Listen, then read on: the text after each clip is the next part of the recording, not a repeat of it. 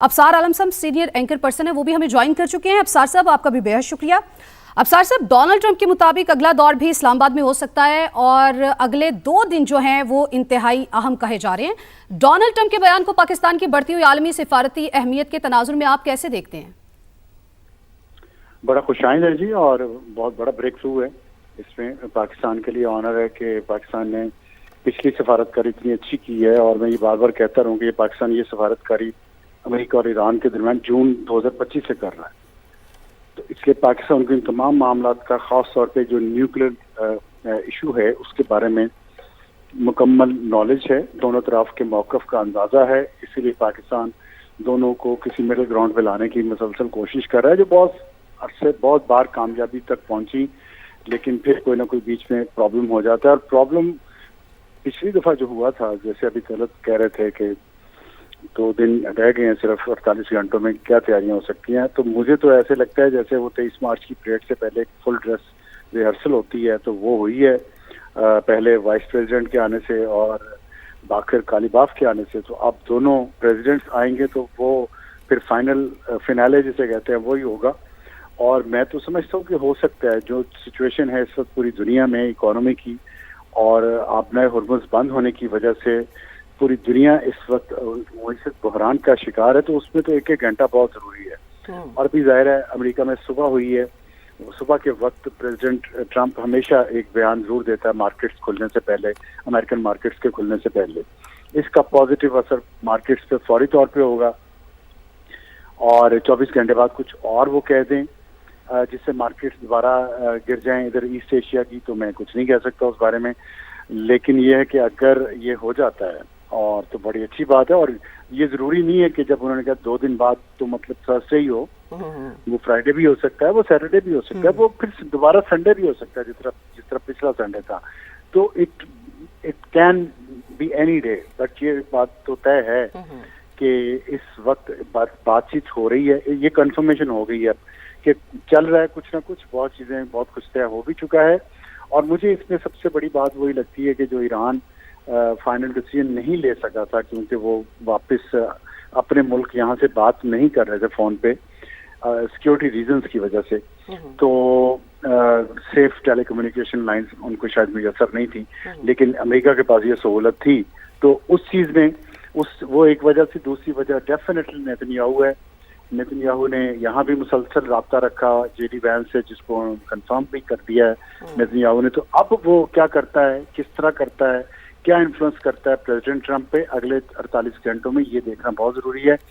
क्योंकि ये बात अब कोई राज नहीं है कि नेतन्याहू का फुल कंट्रोल है ट्रंप एडमिनिस्ट्रेशन पे, और अमेरिकन पॉलिसी जितनी इन्फ्लुएंस इस वक्त इसराइल कर रहा है वो कोई भी नहीं कर पा रहा अमेरिका में या अमेरिका से बाहर। बिल्कुल अफसार साहब, ये बात तो हकीकत है कि ही इज़ वेरी अनप्रिडिक्टेबल। अभी कुछ है तो अगले हो सकता है 2-3 घंटों बाद कुछ और भी बयान आ जाए। हम ज़्यादा दूर क्यों जाएं। मलिक साहब आपकी तरफ आती हूँ। नदीम मलिक साहब मुझे ज्वाइन कर चुके हैं, बेहद शुक्रिया मलिक साहब हमें ज्वाइन करने के लिए। डोनाल्ड ट्रंप का बड़ा बयान और जो इस वक्त सिचुएशन है उस तनाजुर में, तो ये वाकई एक बड़ा बयान है। और अगर वो पाकिस्तान आ जाते हैं और ये अगला दौर जिसकी हम बात करें पाकिस्तान में हो जाता है, तो यकीनन ये पाकिस्तान की सिफारती कोशिशों का एक और नतीजा हमें नजर आएगा। इंशाल्लाह जी, कभी उम्मीद यही रखनी चाहिए कि ये अच्छे तरीके से, मुस्बत तरीके से ये सिलसिला आगे चले। यहाँ इस्लामाबाद में पिछले 2 रोज से ये खबर चल रही थी कि जुमा, हफ्ता, इतवार, ये 3 रोज जो है ये पॉसिबली दूसरा राउंड इस्लामाबाद में हो सकता है। लेकिन क्योंकि इसकी कंफर्मेशन पाकिस्तानी ऑफिशियल इस पे बात नहीं करते, वो कहते हैं कि हमारा काम इस वक्त सहूलत करना है इन दोनों ईरान को भी और अमेरिका को भी, तो हमारे यहाँ से कोई खबर यहाँ से लीक नहीं होगी। तो ये बड़े टाइट लिप्ड रहते हैं। जब बातचीत का अमल था उस वक्त भी बड़ी खामोशी इख्तियार करे रखी इन्होंने। लेकिन जो खबरें इंटरनेशनल मीडिया से भी रिपोर्ट्स हुई, जो ईरानियन ऑफिशियल्स को इवन कोट करके रिपोर्ट हुई, उसमें कोट किया गया ईरान के ऑफिशियल्स को, उसमें भी ये खबर वाजे थी कि ये वीकेंड के ऊपर इनकी बातचीत के कभी इम्कानात हैं और आपस में प्रपोजल्स एक्सचेंज हो रही है। तो अब वो खुद सदर ट्रंप ने बयान देकर बाकायदा उस पर मोहर लगा दी है। उम्मीद रखनी चाहिए कि ये जो हुर्मुज़ वाला मामला और न्यूक्लियर वाला मामला, दोनों के ऊपर कुछ पॉजिटिव आउटकम आ जाए, कुछ गिव एंड टेक ऐसा हो जाए जिससे दोनों को फेस सेविंग भी मिल जाए। बुनियादी तौर पर तो अमरीकी सदर को कुछ ऐसा चाहिए न्यूक्लियर के हवाले से, खास तौर पर जो अपने अवाम को जाके बेच सकें। हुर्मुज़ को खुलवाएंगे तो वो तो लोग पूछेंगे, उनसे बात करेंगे कि ये तो 28 फरवरी से पहले स्ट्रेट ऑफ हुर्मुज़ वैसे ही खुली थी। लेकिन उससे बड़ा उन्हें चीज जो चाहिए वो अगर स्टॉक पाइल्स के ऊपर कोई एग्रीमेंट हो जाता है, और अगर ईरान की तरफ से कुछ ऐसी डील हो जाती है जिसमें ये कहा जाता है कि वो अगले चंद साल एटमी हथियार बनाने का प्लान अपना तर्क कर रहे हैं, या उसके ऊपर कुछ मॉरिटोरियम टाइप चीज आ जाती है जिसको इंटरनेशनल अप्रूवल भी हासिल हो जाए, यूएन सिक्योरिटी काउंसिल में मामला चला जाए, या जो पाकिस्तान और पाकिस्तान के जो दोस्त ममालिक हैं वो सारे मिलकर उस एग्रीमेंट को एक मोहर तस्दीक लगा दें, तो एक बड़ी अचीवमेंट के तौर पर दोनों ममालिक को कुछ ना कुछ मिल जाएगा। ईरान के ऊपर सैंक्शंस हट सकती हैं, अमेरिका न्यूक्लियर लेके जा सकता है, तो ये चीज़ आगे बढ़ सकती है। ठीक है मलिक साहब, जिस तरह से आपने कहा कि अमेरिकी सदर को कुछ ना कुछ ऐसा चाहिए कि एटमी हथियार ना बनाने के हवाले से कोई श्योरिटी वगैरह ताकि वो अपनी आवाम के सामने रख सके, इसको मैं गुफ्तगू को आगे बढ़ाऊंगी। तलत साहब आप कहिएगा, चूंकि अब ये कहा जा रहा है कि ये फिनाले भी हो सकता है, आपके ख्याल में फिनाले होगा या इसके बाद भी कुछ अदवार हो सकते हैं? साथ ही साथ ये भी कहिएगा कि अगला दौर पाकिस्तान में अगर कामयाब होता है तो इससे पाकिस्तान की आलमी साख और सॉफ्ट पावर में किस तरह से इजाफा हो सकता है?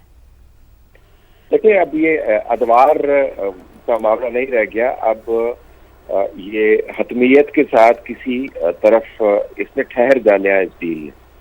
मैं कहूँगा कि अमेरिकी सदर के पास जो मालूमात का बहाव है वो अमूमन काफ़ी अच्छा होता है, और उसको जो ब्रीफिंग दी जाती है बिलखुसूस वो मामला जो वो खुद कंट्रोल कर रहे हैं, अगर दूसरे ममालिक के अंदर मामला चल रहे हैं तो अलहदा है, तो उनको जो इंडिकेशन मिली होंगी वो काफ़ी सॉलिड होंगी, तभी उन्होंने ये बयान दिया। लेकिन ये बात दुरुस्त है कि 2 दिन से मुराद ये नहीं है कि ऐन 2 दिन बाद 48 घंटे के बाद यहाँ पर उनके जहाज उतर जाए और वो आए और पीयूष साहब आए और आके साइन कर दें। 2 दिन से मुराद ये है कि ये इसी हफ्ते में मामला तय होगा। और जिस एतमाद के साथ, क्योंकि जुमले उनके 3-4 ही हैं। चीफ ऑफ डिफेंस फोर्सेस की तारीफ है, अगले 2 दिनों के अंदर कुछ बड़ा होने का वाज़े बयान है, और पाकिस्तान वेन्यू है। ये 3 चीजें हैं उनके बयान के अंदर। उसके अंदर ये नहीं है कि ईरान से हमें क्या तवक्को है, उसने ये नहीं कहा कि अगर ईरान का तो ये हो सकता है हम देखेंगे, यानी उसके अंदर लिपटी आपको नजर नहीं आती। वो 3-4 जो जुमले हैं बड़े वाज़े अंदाज से वेन्यू का तयन करते हैं, एक टाइम फ्रेम आपको देते हैं, और एक बड़े इवेंट की तरफ इशारा करते हैं। और बड़ा इवेंट जो है वो स्ट्रेट ऑफ हुर्मुज़ के मामले को आपने देखा ईरान ने बहुत अच्छे तरीके से निपटाया अभी तक। वहां से शिप्स भी निकल रही हैं। अमेरिका का जो ब्लॉकेड है वो भी अब ये कहा जा रहा है कि वो तशहीर के लिए है।